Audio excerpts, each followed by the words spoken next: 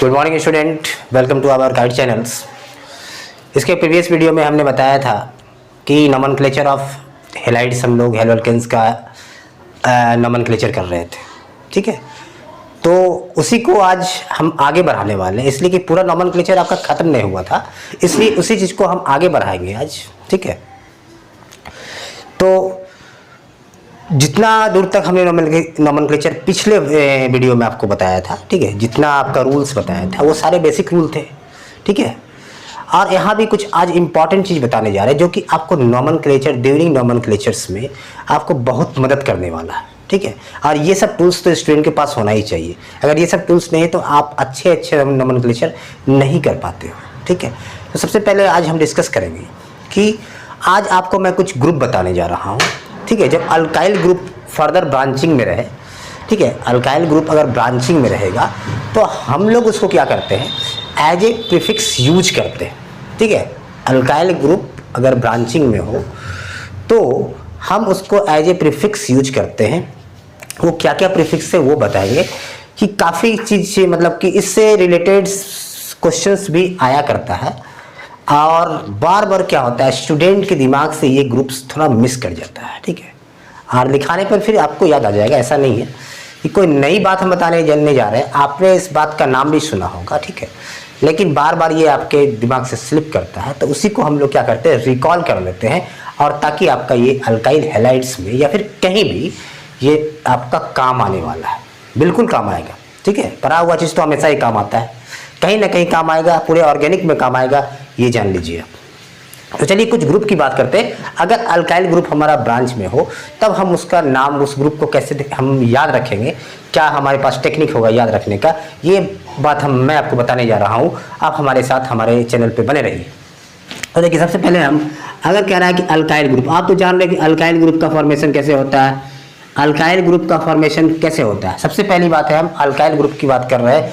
Alkyl group किस तरह से फॉर्म करता है, आप जानते हो कि अगर अल्काइल ग्रुप का फॉर्मेशन करना है तो हम क्या करते हैं, ये अल्केन है, अल्केन से आप एक हाइड्रोजन को क्या करते हो, अल्केन से आप एक हाइड्रोजन को रिमूव कर देते हो, result in the formation of alkyl group. Result in the formation of alkyl group means आपका कुछ इस तरह से ग्रुप का फॉर्मूला हो गया, ये अल्केन का फार्मूला हो गया, और ये जो ग्रुप बना है उसका फार्मूला हो गया ये फार्मूला। ठीक है, तो ये जो क्या है CnH2n प्लस 1 जो बना है, after removal of one hydrogen from alkane from saturated hydrocarbons result in the formation of alkyl group, क्या बना, ये अल्काइल ग्रुप में चेंज हो गया, इसी को आप बुलाते हो अल्काइल ग्रुप। ठीक है, ये फार्मूला हो गया आपका अल्काइल ग्रुप का। अब देखिए, हमको सपोज अल्केन का पहला मेंबर हम लेते हैं, अल्केन का फर्स्ट मेंबर लेते हैं, सपोज मीथेन हमारा फर्स्ट मेंबर है, अल्केन का पहला जो मेंबर है उस फैमिली का क्या है आपका मीथेन। तो आप अगर हम मीथेन की बात करते हैं तो मीथेन से एक हाइड्रोजन आप हटा देते हो तो क्या बन जाता है, CH3। ठीक है, ऑब्वियसली करना क्या है अल्काइल ग्रुप में, आपको जो भी सैचुरेटेड हाइड्रोकार्बन है, ठीक है, अल्केन है, अल्केन से अगर अल्काइल बनाना है आपको तो क्या कीजिएगा, एक हाइड्रोजन को आप रिप्लेस कर दीजिएगा तो क्या बन जाएगा, हाइड्रोजन। जैसे मान ले फर्स्ट मेंबर ऑफ अल्केन में क्या है, मीथेन है, मीथेन का मतलब है एक कार्बन 4 हाइड्रोजन, तो एक हाइड्रोजन हटा दीजिए आप तो क्या बन जाएगा, CH3। जो CH3 जनरेट हुआ, ठीक है, अपने आप में जो CH3 जनरेट हुआ, ये क्या है, ग्रुप है, ये ग्रुप है, CH3 क्या बना, ग्रुप बना। कैसा ग्रुप बना, मिथाइल ग्रुप, इसलिए कि मीथेन से आपने हटाया था। अगर हम इथेन से हटा दे तो क्या बन जाएगा, इथाइल ग्रुप। अगर इथेन बोलिए इथेन का फॉर्मूला क्या होगा, C2H6, इससे हम एक हाइड्रोजन को रिप्लेस कर दिए तो क्या बन गया, C2H5 that is called ethyl group. इसको हम लोग क्या कहते हैं, इथाइल ग्रुप बोला जाता है, C2H5। सिमिलरली ध्यान देते रहिएगा, सिमिलरली आपको मैं बताने जा रहा हूँ कि C3H8, अगर हम यहाँ बात करते हैं C3H8 को आप पहचान रहे हो क्या है, C3H8 का मतलब होता है क्या है, प्रोपेन है। C3H8 का मतलब प्रोपेन। आपको जैसा ही इससे एक हाइड्रोजन हटाओगे तो क्या बन जाएगा, C3H7। इट इज द क्या है, प्रोपाइल ग्रुप। क्या है, C3H7 का मतलब प्रोपेन से आपने क्या बना लिया, C3H8 से C3H7 बनाने का मतलब है आपने क्या किया, प्रोपेन से प्रोपाइल ग्रुप का फॉर्मेशन किया। तो अभी जितने भी अल्काइल ग्रुप हम देख रहे थे, जो बना रहे थे, आपको किसी में कोई ब्रांचिंग नहीं दिख रहा था। ठीक है, कोई ग्रुप में ब्रांचिंग नहीं है, चाहे मिथाइल हो, चाहे इथाइल हो, चाहे प्रोपाइल हो, उसमें कोई ब्रांचिंग नहीं था। ठीक है, सिंपल इस तरह से अगर हम लिख दें तो N, इसको हम क्या बोलेंगे, CH3 CH2 और CH2, इसी को बोलिएगा आप क्या, C3H7। It is the C3H7, 3 2 5 2 7। तो ये क्या हो गया, इसको बोलते हैं प्रोपाइल ग्रुप बोलिएगा, या बोलिएगा क्या, N propyl group, normal propyl group, ठीक है। इसलिए कि नॉर्मल प्रोपेन से बनाए हैं आप, N प्रोपेन से बनाए हैं, तो नॉर्मल प्रोपाइल ग्रुप इसको कह सकते हैं। क्लियर है, नॉर्मल प्रोपाइल ग्रुप इसको बोलेंगे। अब ध्यान दीजिएगा कि यहाँ पे हम लिख दिए थे क्या, इथाइल, CH3C2H5 का मतलब क्या है, ये है।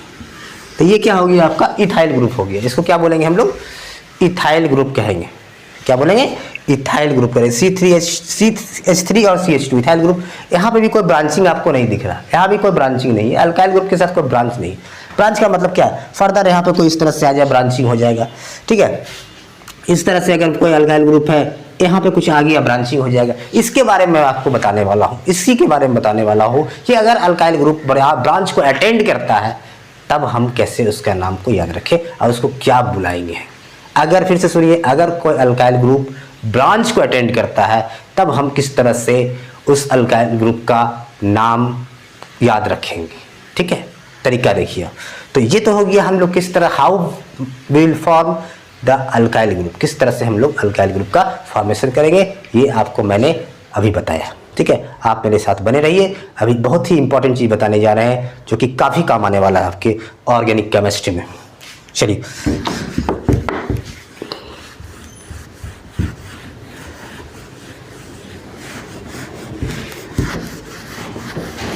तो यहाँ पे आप देख रहे हैं कि हम लोग बहुत आसानी से ऑर्गेनिक को सीखते जा रहे हैं। धीरे धीरे क्या है, सारा चैप्टर कवर होते जाएगा हम लोग का, और आपको एंजॉय लेके सीखना है, कोई तरह का टेंशन नहीं लेना है। 20 मिनट आपका हम मांग रहे हैं, ज़्यादा नहीं, 20 से 25 मिनट आपको देनी है हमारे हर चैनल, हर वीडियो पे। बस आपको मेरा मकसद ये है कि आप बेहतर सीख जाएँ, ठीक है। लॉजिकली सीखें, आसानी से सीखें, एंजॉय करके सीखें, और यही बात आप किसी को जाके बता सकें, ठीक है। सीखने का मतलब क्या होता है कि आप किसी अपने फ्रेंड को जिस आप बता सको कि हाँ ऐसे ऐसे हो रहा है, उसी को बोलते हैं अच्छी तरह से सीखना। अगर आप बता दिए तो आपका कंसेप्ट क्लियर, उसका भी कंसेप्ट क्लियर, ठीक है। तो ये चीज़ हुआ। तो हम लोग बात कर रहे थे कि अगर अल्काइल ग्रुप ब्रांच अटेंड कर ले, ब्रांच में पड़ जाए तो कैसे हम याद करेंगे। सपोज मान लें कि यहाँ पे हम C3H7 को अभी जस्ट हम क्या बुलाए थे, आप कह रहे थे कि C3H7 को मैंने इस तरह से लिख दिया CH3CH2CH2, कोई प्रॉब्लम नहीं है। तो इसको आप पढ़ोगे क्या, प्रोपाइल ग्रुप, या फिर पढ़ोगे क्या, N प्रोपाइल ग्रुप, ठीक है, या नॉर्मल प्रोपाइल ग्रुप, या फिर आपका प्रोपाइल ग्रुप। अब इसी को हम एक तरह से इसका सेम चीज C3H7 से ही क्या हम ऐसा लिख सकते हैं, कोई दिक्कत। C3H7 से हम फॉर्मूला देखिए वही है, 3 कार्बन है, 7 हाइड्रोजन है, लेकिन क्या हम इस अल्काइल ग्रुप को ब्रांच में ला सकते थे, कार्बन चेन का स्ट्रक्चर को बदल सकते थे, बदल दिए। अब इसका नाम क्या है, ठीक है। अब यहीं पे कहानी शुरू होती है। यही C3H7 से हमने क्या किया, कार्बन को एक ब्रांच दे दी, ठीक है। ऐसा नहीं कि हमने C4H8 का इस्तेमाल किया, वही कार्बन वही हाइड्रोजन के इस्तेमाल से हमने क्या किया, थोड़ा सा कार्बन चेन का स्ट्रक्चर को बदलना चाहे, जो स्टेट में था थोड़ा उसको ब्रांच में लाना चाहे। तो अब जैसे ही ब्रांच में ला लिए तब इसका नाम क्या हो जाता है, इस ब्रांच वाले अल्काइल ग्रुप का नाम क्या होता है। पहला नाम आपको दे रहे हैं, एकदम ध्यान में रखिएगा, भूलने की बात नहीं है। इसको बोलेंगे आइसोप्रोपाइल ग्रुप। क्या बोलेंगे, आइसोप्रोपाइल ग्रुप। क्या याद रखना है, आइसोप्रोपाइल ग्रुप, ठीक है। आइसोप्रोपाइल C3H7 अगर ब्रांच ऐसे एक सिंपल लिखा हुआ, नॉर्मल प्रोपाइल कोई दिक्कत नहीं, लेकिन ऐसे रहेगा तो आपको क्या बोलना है, आइसोप्रोपाइल ग्रुप। क्लियर, ये हो गया। अब दूसरा ग्रुप हम आपको बताने जा रहे हैं। अगर हम लिख दिए कि CH3CH2, ध्यान दीजिएगा मेरी बात पे, सारा लॉजिकल वे में आपको ऑर्गेनिक समझाने जा रहे हैं, सिर्फ लॉजिक से समझाएंगे, लॉजिक से। अब देखिए यहाँ पे, ये बताइए ये किस ग्रुप का नाम लिखा हुआ है। अभी आपको हम बताए हैं कि अगर हम यहाँ पे लिखे C4H8, C4H8 क्या है, C4H10, C4H10 क्या है, ब्यूटेन है, C4H10 ब्यूटेन है। एक हाइड्रोजन हटा लीजिए तो क्या बनेगा, C4H9। C4H9 मतलब क्या बना, C4H9 बनने का मतलब क्या हुआ, आपका क्या बन रहा है, C4H9 का मतलब ब्यूटेन से बन गया ब्यूटाइल। इसके मतलब ये क्या लिखा हुआ, 3 2 5 2 7 2 9, 4 कार्बन और 9 हाइड्रोजन। इसके मतलब ये जो हमने लिखा है ये क्या है, ब्यूटाइल ग्रुप है। क्या है, नॉर्मल ब्यूटाइल है या फिर ब्यूटाइल ग्रुप है। Is it clear. तो ब्यूटाइल ग्रुप को हम अब चाहते हैं कि थोड़ा इसको ब्रांच अटेंड करवाएं, इसको ब्रांच में भेजें थोड़ा, ठीक है। तो उसके लिए भी हमारे पास उपाय है कि ब्रांच में भेजने का। चलिए भेज देते हैं इसको ब्रांच में। इसी ब्यूटाइल ग्रुप को हम ब्रांच में लिखना चाह रहे हैं, तो क्या लिखेंगे बताइए, CH3 क्या हम इस ब्यूटाइल ग्रुप को ऐसा लिख सकते हैं, 3 3 6 2 8 1 9 C4H9। कोई दिक्कत, कोई प्रॉब्लम नहीं। तो इसी का नाम पड़ जाएगा क्या, आइसोब्यूटाइल ग्रुप। क्या हो जाएगा ये, इसको बोलेंगे हम आइसोब्यूटाइल ग्रुप। अब बोलिए कि आइसो वाला ग्रुप में कॉमन आपका क्या पड़ रहा है। अगर हम इसको लिख दें CH3CH3CH2 अभी तो बोल रहे हैं कि आइसोपेंटाइल ग्रुप है ये। तो आखिर इसमें कॉमन क्या चीज था जो हम बार बार आइसो बोल रहे हैं, क्या कॉमन था, क्या कॉमन निकल के आ रहा था कि हमको बार बार आइसो प्रीफिक्स को जोड़ना पड़ रहा था। आखिर क्या बात थी इसमें, क्या तीनों में कॉमन है। चलिए तीनों में कॉमन देखिए क्या दिखाते हैं। ये चीज तीनों में कॉमन था, ये और ये, इसके मतलब ये है, ठीक है। यही ग्रुप है आइसो प्रीफिक्स को डिसाइड करता है। ये ग्रुप आइसो प्रीफिक्स को डिसाइड करता है, CH के ऊपर CH3 और ये CH3। उसके बाद आप जितना भी रन कर सकते हैं। ये तो पता चल गया आइसोप्रोपाइल, एक कार्बन बढ़ाइए आइसोब्यूटाइल, जिससे बैठाइएगा इस तरह से हो जाएगा आइसोब्यूटाइल। फिर बढ़ाइए CH2 आइसोपेंटाइल, चलता रहेगा। और जहाँ पे रुकिएगा हम मान लें कि ऐसा लिख दिए, ये हो गया क्या, आइसोब्यूटाइल, ठीक है। ये आइसोब्यूटाइल है। अगर हम कहते हैं आइसोब्यूटाइल, अगर ये ऐसा होता है, या ठीक है, ये आइसो 1 2 3 आइसोब्यूटाइल है ये, ठीक है। आइसोब्यूटाइल अगर ये ग्रुप है तो आइसोब्यूटेन बनाने के लिए क्या करना होगा। अब जब क्लियर बात है कि जब आपने अल्केन से अल्काइल बनाया था तो एक हाइड्रोजन को रिप्लेस किया था, लेकिन हम अभी क्या कह रहे हैं, अल्काइल से अल्केन बनाना है, तब क्या करेंगे, एक हाइड्रोजन जोड़ना होगा। तो अभी क्या है, ये आइसोब्यूटाइल ग्रुप है। क्या है, आइसोब्यूटाइल ग्रुप है। तो हम एक हाइड्रोजन जैसे ही इसमें ऐड करेंगे यहाँ पे, तो ब्यूटाइल से क्या बन जाएगा, ब्यूटेन। नाम क्या हो जाएगा, आइसोब्यूटेन। नाम क्या होगा, आइसोब्यूटेन का IUPAC नेम क्या है, 2 मिथाइल प्रोपेन। 2 methyl propane. याद रखिएगा, ये जो आइसो लगा के आइसो है, चाहे आगे पढ़ता है न्यू है, सेक है, समथिंग जो भी आएगा, it is not the IUPAC name, it is the common name. ये क्या है, ये कॉमन नेम है। लेकिन हाँ, इससे पूछ लिया जाता है, ठीक है। ड्यूरिंग IUPAC इसका यूज होता है, ठीक है। एज ए जब ब्रांच नोमेनक्लेचर करेंगे तो लोकेंट्स का नोमेनक्लेचर करते वक्त हमको इस ग्रुप का डायरेक्ट अटैचमेंट अगर मिल गया तो उसका नाम हम देंगे। अगर कहीं पे डायरेक्ट कार्बन चेन से जुड़ा हुआ है, आइसोप्रोपाइल ग्रुप, नाम लिखना है isopropyl, tert butyl, sec butyl. तो इस सारे ग्रुप का यूज तो एकदम होना ही होना है, ठीक है, क्लियरली होगा। तो ये तो क्लियर चल गया, पता चल गया। याद रखिएगा, अगर आपको अल्काइल ग्रुप बनाना है तो एक हाइड्रोजन हटाना है, अल्काइल से अल्केन में आना है, एक ग्रुप जोड़ देना, एक हाइड्रोजन जोड़ना। सारा कहानी हाइड्रोजन का है, क्लियर। चलिए, पहला ग्रुप मैंने आपको बताया, विस्तार से बताया। इतना आपको बताने का टाइम नहीं है थोड़ा सा, लेकिन हाँ, कहीं पे डाउट नहीं होगा कि अब आइसो क्या होता है, ये कभी प्रॉब्लम आने वाला आज के बाद तो नहीं। क्लियर।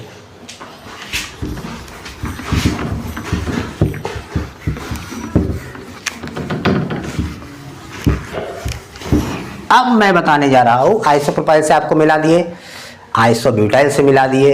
अब कह दें कि जरा सा बच्चे लोग बताइए, ये ग्रुप तो आइसोप्रोपाइल जरूर है, ठीक है। ये क्या है, आइसोप्रोपाइल ग्रुप है ये, ठीक है। तो आइसोप्रोपाइल ग्रुप ये है, और ये है आइसोब्यूटाइल ग्रुप, ठीक है। ये हो गया आइसोब्यूटाइल ग्रुप।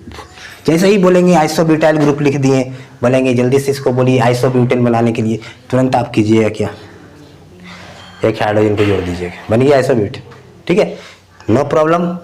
अब देखिए, अब मैं बताने जा रहा हूं टर्ड ब्यूटाइल, ये सेक ब्यूटाइल ग्रुप बताने जा रहा हूं। बहुत ही इंपॉर्टेंट, बहुत ज्यादा सेक ब्यूटाइल ग्रुप का चर्चा हो रहा है। आइसो का हमने खत्म किया, सेक पे आ रहा है, उसके बाद टर्ड पे आ रहा है। सेक का मतलब सेकेंडरी होता है, टर्ड का मतलब 3 डिग्री, ठीक है। तो सेक ब्यूटाइल्स का मतलब है कि ये CH यहाँ पे होगा। फर्स्ट कंडीशन ये है, ये ग्रुप कॉमन होगा। कॉमन ग्रुप देखिए हम बता रहे हैं वहां पे कॉमन, बाद में बताएंगे, चिंता नहीं कीजिए। ये इस ग्रुप को कहते हैं, इस ग्रुप को कहा जाता है, इस ग्रुप को बोलते हैं सेक ब्यूटाइल ग्रुप। दिमाग में इसको बैठा लीजिए, सेक ब्यूटाइल ग्रुप इसको बोला जाता है, ठीक है। इसी को बोलेंगे सेक ब्यूटाइल्स। तो ये भी क्या होगा, ड्यूरिंग नोमेनक्लेचर आपका काम आएगा ग्रुप। मतलब कि एक CH पे देख रहे हैं CH3 है, दूसरे CH पे क्या है, इथाइल ग्रुप है। एक पे मिथाइल है, दूसरे पे इथाइल ग्रुप से, ठीक है। बाकी आप इसका अटैचमेंट, ये ग्रुप है ना, ये सारा ग्रुप है, जितना ग्रुप बता रहे हैं। तब क्या होता है ना, इलेक्ट्रॉन डेफिशिएंट होता है, बॉन्ड डेफिशिएंट होता है।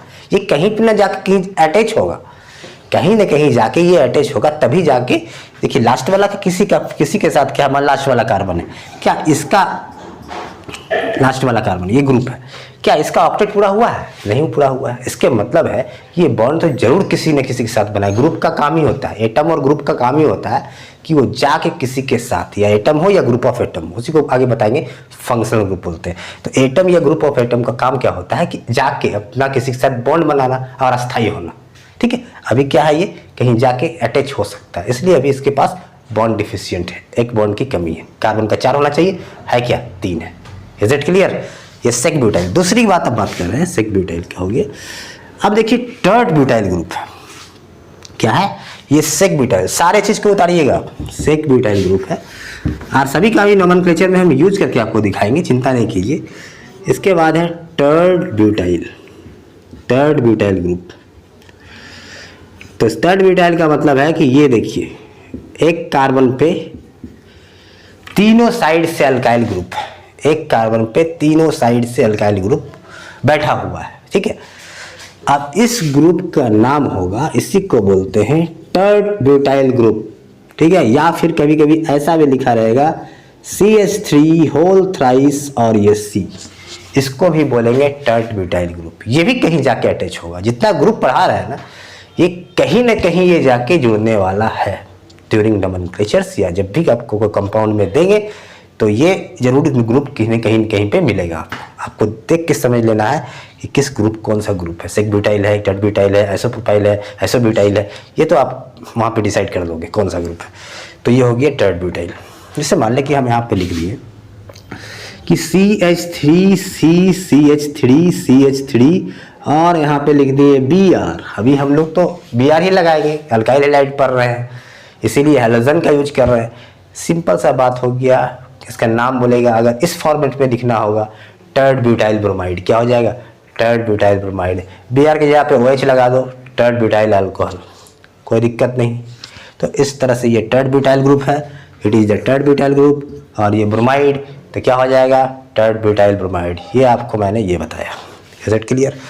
आप देखिए यहाँ पे सारे चीज़ को आप नोट कीजिएगा, टाइम टू टाइम पढ़िएगा, बहुत मज़ा आएगा। इसके बाद हम बता रहे हैं neopentyl group, neopentyl group, neopentyl group.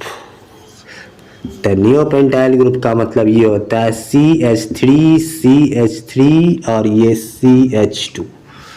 इस ग्रुप का नाम है neopentyl group. Is it clear?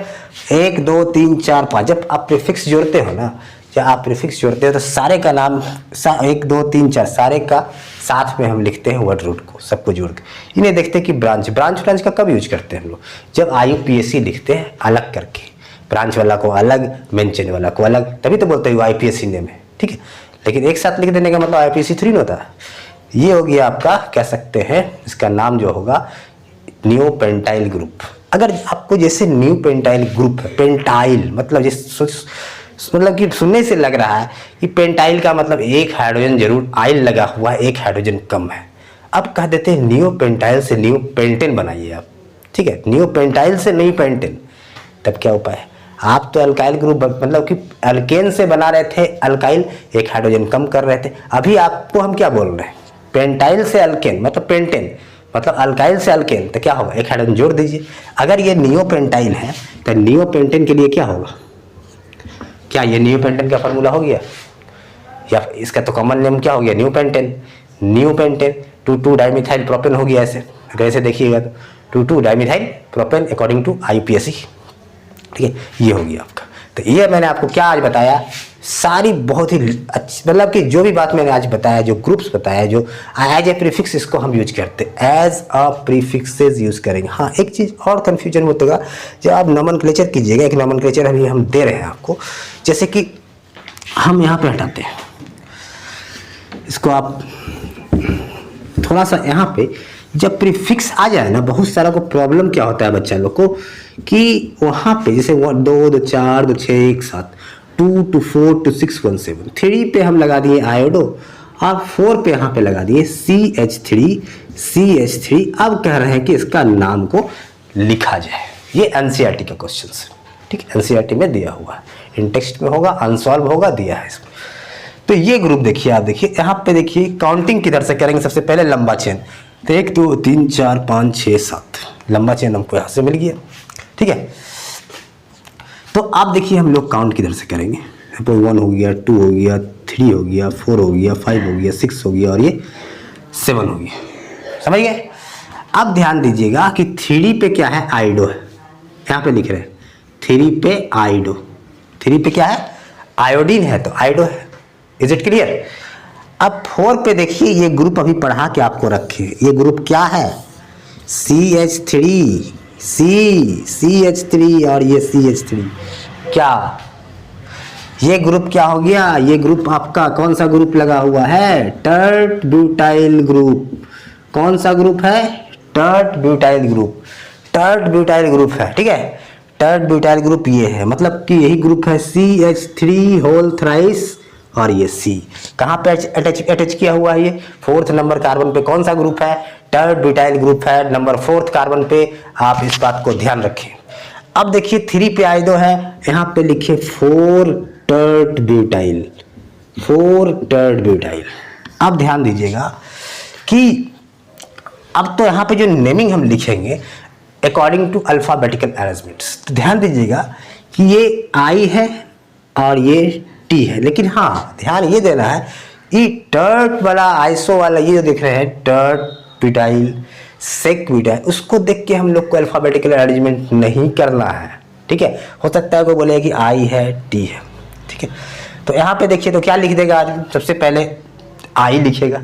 अब दिखाते हैं आपको, हो सकता है आपसे मिस्टेक होगा कि लिखिएगा 3 आयोडो, होगा 3 iodo, 4 tert butyl, 3 iodo 4 tert butyl, आप लिखिएगा हेप्टेन।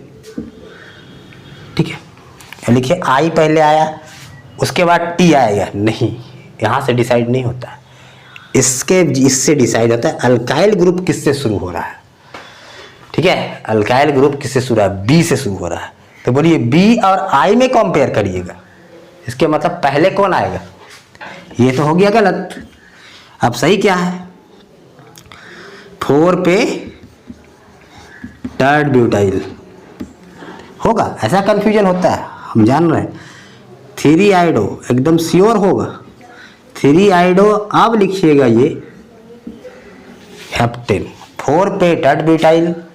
ठीक है, टर्ट का मतलब हम ये B को पहले माने हैं, T को क्यों माने हैं। ठीक है, टर्ट अल्काइल ग्रुप का हम देखेंगे, फिर उसके हिसाब से चलेंगे कि वो अल्फाबेटिकल अरेंजमेंट उसका देखेंगे। ठीक है, ये सब तो प्रीफिक्स लगा हुआ, तो प्रीफिक्स को क्यों माने। अगर कहीं पे लिखा हुआ है डाई मिथाइल, इसके मतलब क्या, हम D को थोड़ी कंसीडर करेंगे, हम कंसीडर किसको करेंगे, M को कंसीडर करेंगे। अगर लिखा हुआ है डाई मिथाइल, तो आप क्या चलिए अल्फाबेटिकल अरेंजमेंट कैसे कीजिएगा, कि D को लेके चलिएगा कि M को लेके चलिएगा। आपका ये होता है कि हम डाई मिथाइल में D को नहीं M को लेके चले, तो यहाँ भी तो ही है, यहाँ पे ब्यूटाइल, टर्ट ब्यूटाइल है, टर्ट क्या यूज हो रहा है, एज ए प्रीफिक्सेस। तो प्रीफिक्सेस को हम उसके हिसाब से नहीं अरेंज करते हैं अल्फाबेटिकल, प्रीफिक्स के हिसाब से आपका अल्फाबेटिकल अरेंजमेंट होता ही नहीं है।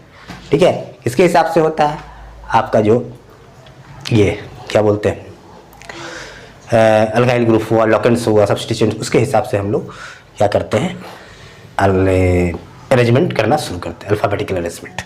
तो ये चीज़ आपका सही हो गया। ठीक है, डेट बिटेल, समझ रहे हैं? ये हो गया आपका एक क्वेश्चन बना दिया आपका। आप जाके एनसीईआरटी का आप एक क्वेश्चन ऐसा नहीं होगा जो आपसे नहीं बनने वाला है। जैसे मान लें यहाँ पे हम लिख दिए सपोज कि